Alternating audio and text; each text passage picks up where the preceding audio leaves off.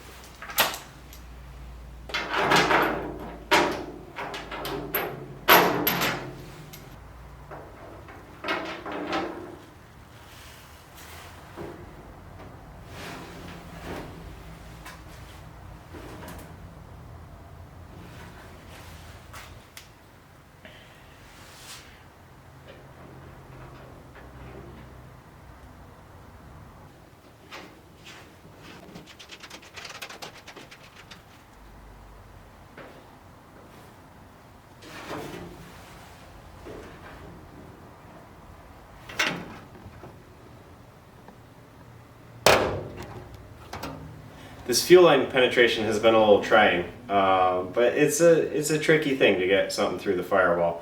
It's the first of many, which kind of sucks. Now, the last thing is I've got to get the tube to the fitting and right now there's a definite gap between them. So I'm gonna have to rebend that tube and see if I can get it aligned, trimmed, flared, and fitted. And while I did all of those things and more, I'm not real happy with the results, so we're gonna skip over it. I've got more tubing on the way and that piece will be replaced. We'll zip to my feelings about this entire process. Building an airplane is filled with 45-minute tasks that take 3 hours. That is, in a nutshell, building an airplane. I got a lot of fabrication to do, but it's a little too early to fabricate. So we're gonna have to hold off on some of the cutting that's required. And I'm waiting to have a call with Vans in order to answer some questions about the firewall. So I'm gonna use all this as an excuse to lift my harness off the board and test fit it in the plane. I think that's gonna ease some of my concerns about will it fit. It's also gonna answer the question, is lifting the harness off the board a bad idea?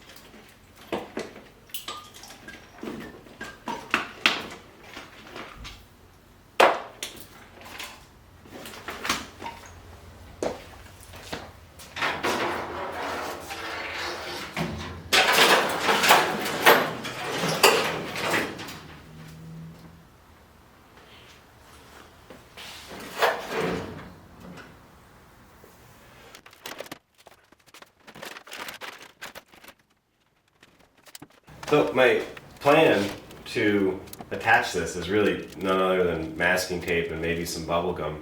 Again, the idea here is to try and, before I put connectors on, foresee any problems. I guess problems like I needed more service loop, or perhaps these wires are too long, or now that it's off the table I don't know how to get it back on.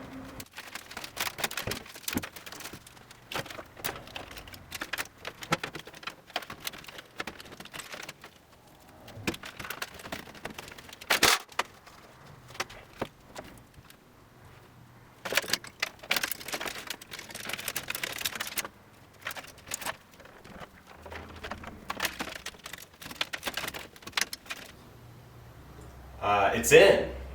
And was it worth it? I don't know yet. It was a lot of work, but I think it was, actually. I think it was worth it.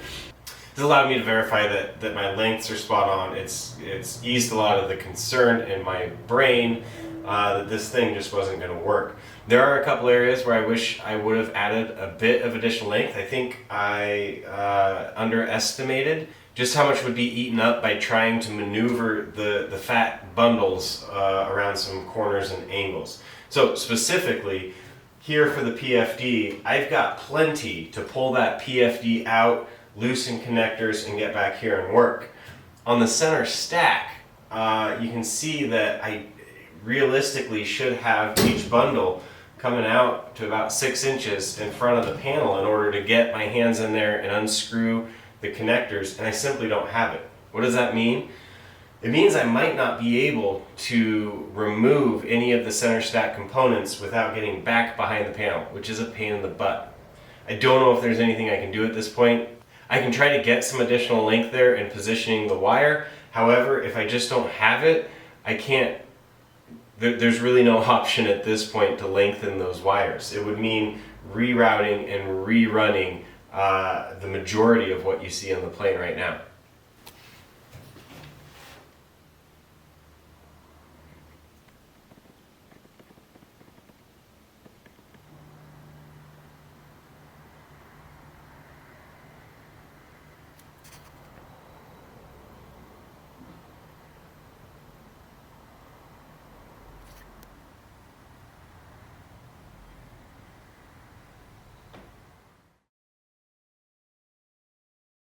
My name's Ryan, builder number 75111. I am in the process of mounting my battery on the Firewall. There's actually 3 sets of plans. One for the tricycle gear, there's one for the tail dragger, and there's a third for the PC680. And it says on that plan that it's for the RV-7 and 9 with a note that said it's optional for the 7A and 9A. My question is to verify that the placement for the 7A with the PC680 is the same as the placement as the 7, or the plan sheet that I'm looking at. Because that's my question, because on 31A in the bottom corner it says RV-7 and 9. No, do it just like it's shown here on 31A. Okay, that's what I thought. I just wanted to double check. I talked to Vans, they said go for it. I'm gonna go for it. They also said have fun. I'm gonna try to have fun. Going for it is mounting the battery. I got a battery on the way to power all this wiring. I got a box for that battery, and because I didn't want to stop there, I got the first couple things in line from that battery: a master contactor, a starter contactor, and so I am looking to get all this mounted. I think I'm going to start with the master and starter solenoids or contactors. I'm going to get those placed. I'll then go ahead and put the battery box in just above those. And for those of you wondering where we go from here, well, in my head, there are a couple other punch list items that need to happen, big picture. Once I've got a few things mapped out on the Firewall and I've got them in fairly unrestricted, I'll go ahead and put the motor mount on. Why? Well, I also want to put the front gear leg on and the front tire on. I'll go ahead and bolt in at that time as well the main tires, and then I can get this thing on its feet. With it on its feet, I can get the sawhorses out from under it, meaning I can put on some antennas and antenna doublers.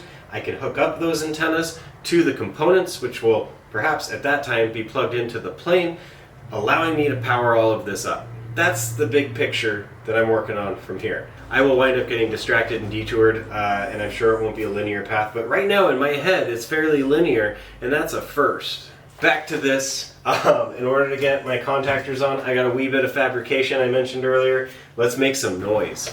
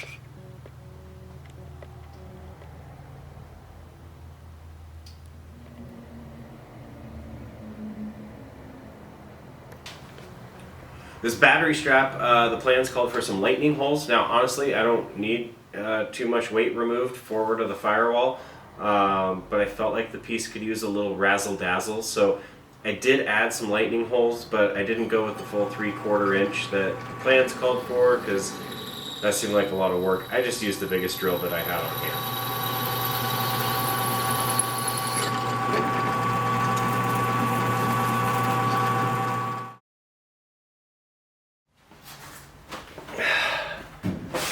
This is tight. This rivet, I guess I'm supposed to drill back out. Would have liked to have known that. And then this plate nut plate, whatever, is gonna share that hole. Which means I'm gonna have a rivet right on top of this rivet. But then, if we look, that's where this goes. my bracket for my solenoid is just bumping right up against this doubler I just put in. Somehow I don't think this is going to be the last time I battle for space on the front of this Firewall.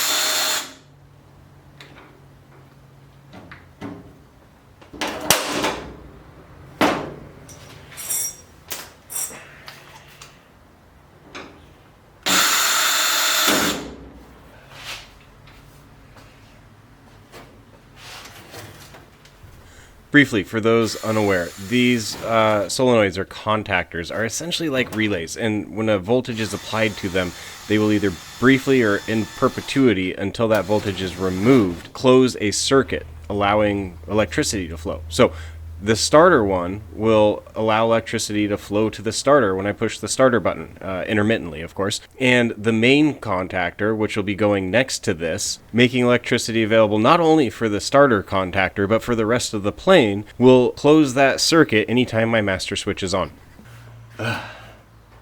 This thing it's tight. It's like uncomfortably tight, but it's in, and it will remain there, I think, for the foreseeable future. Hopefully the rest of this is a little easier. It's absolutely not.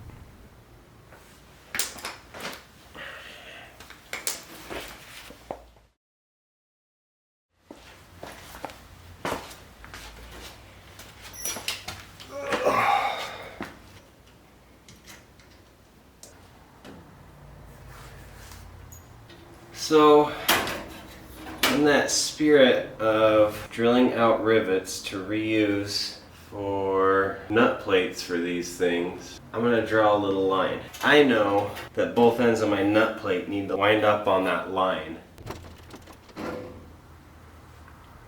If both ends of the nut plate are on that line, then the center of the nut plate is on that line, which means that I think that's where we're going. Let's see how that looks. That would do.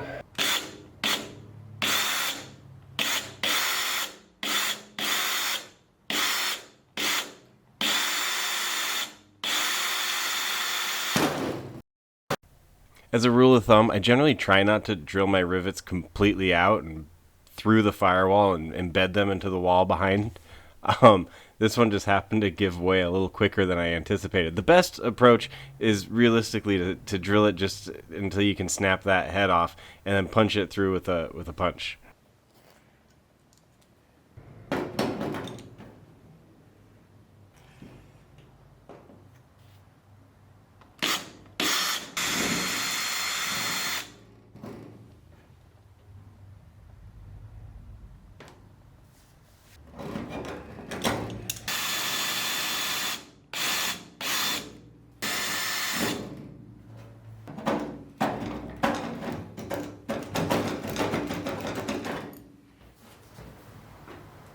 How's this gonna work? I know where my two holes for my bolts need to be. I'm gonna drill a pilot hole for each of those. That will allow me to see where this needs to be positioned. I can then clamp it in, match drill those two holes, cleco everything together, match drill the 4 holes for the nut plates. Once I know where those are, I'll be able to put 4 additional holes for rivets just to hold this piece on. Everything can come apart, I can dimple, I can prep, and then I can start to rivet it together. Sizing holes is necessary. I think that's how this is going to work. If you're thinking that this seems like an enormous amount of work to get essentially 4 threaded holes in a firewall, well, you're not wrong, and you're not alone. I was blown away at how long this took, and you haven't had to suffer through 90% of it thanks to the miracles of modern editing. But this took hours to get these here. But they're there now, and I like them.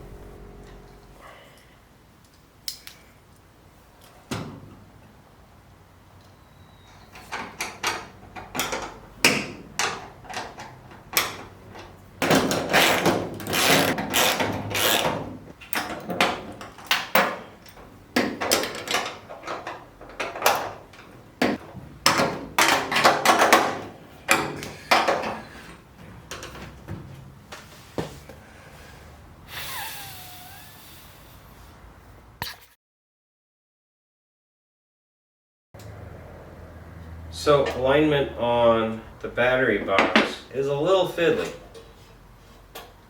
I think the hardest thing is just trying to get everything flush when your bracket isn't exactly 90. The box isn't really exactly 90. I mean, it's all good quality stuff, but it's a little fiddly.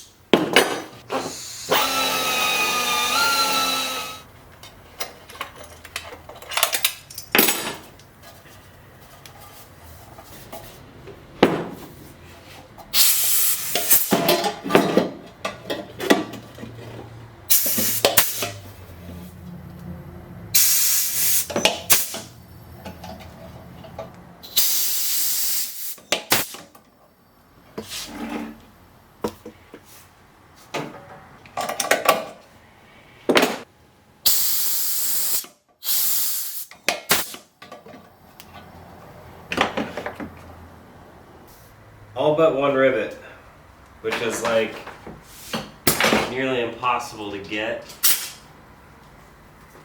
I guess I'm gonna have to do some sort of funky back rivet type of deal, or just leave a hole. I don't know.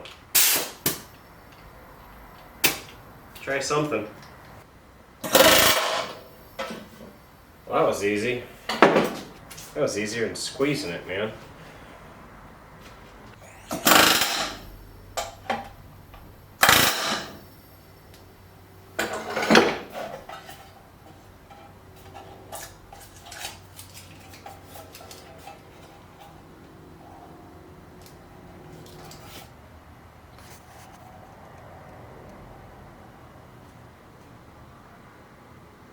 Battery box is done.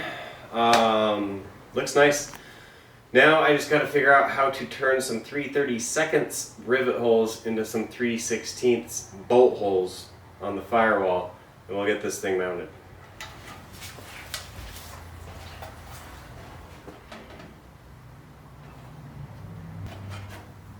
Well,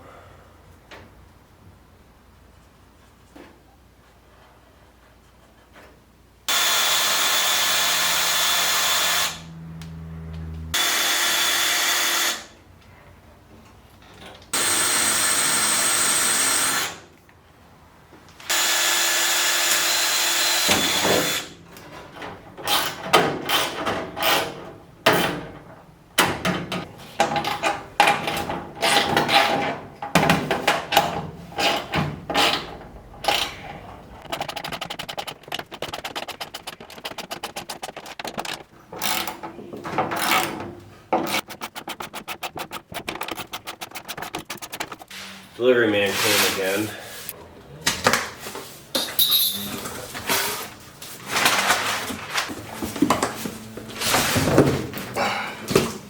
Well, just in time for plugging things in. Not that we're anywhere near plugging things in. Who am I kidding? I got a battery.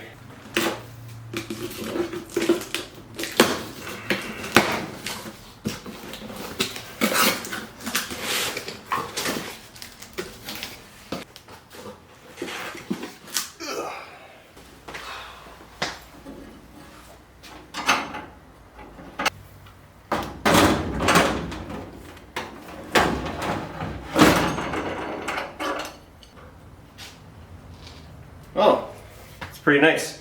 Now, eventually, we'll get some spacers in here. I just got to get them cut and made. And then eventually, of course, I'll have to remove all this to put the recess in. But for now, we got a battery.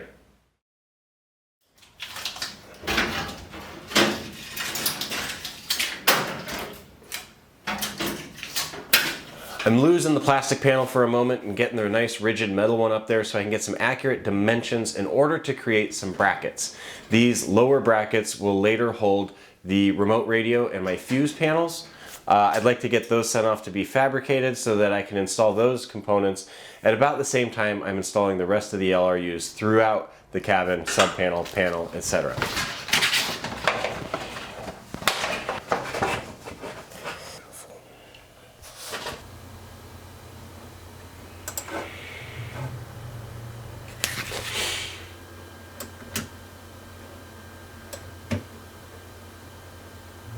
That's about all we can cram into this one, but here's the deal. I have a ton more footage and a ton more progress to share, and you're gonna wanna see it, so make sure you're subscribed. In the meantime, while you're doing that, send me a comment. Tell me how much you loved this. And we'll catch you next time on Ryan Flies.